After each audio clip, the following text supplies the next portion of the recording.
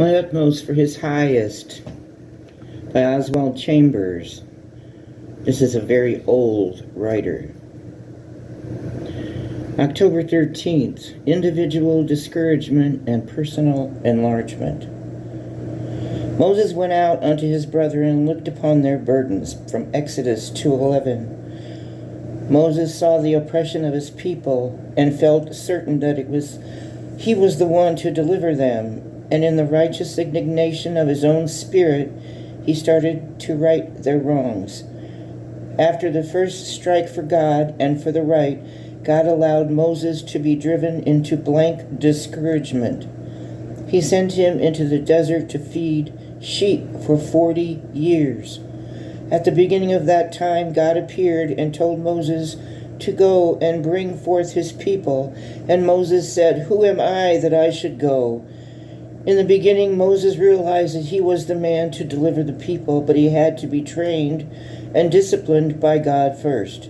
He was right in the individual aspect, but he was not the man for the work until he had learned communion with God.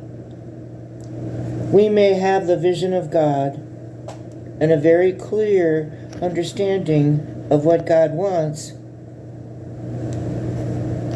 and we start to do the thing, then comes something equivalent to the 40 years in the wilderness, as if God had ignored the whole thing.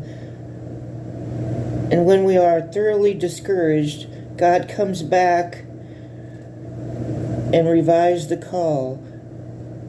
And we get the quaver in and say, "Oh, who am I?"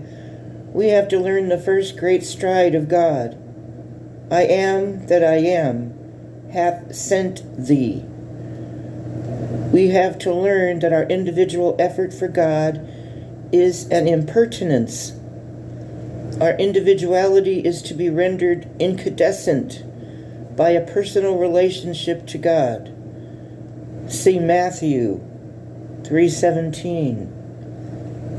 We fix on the individual aspects of things.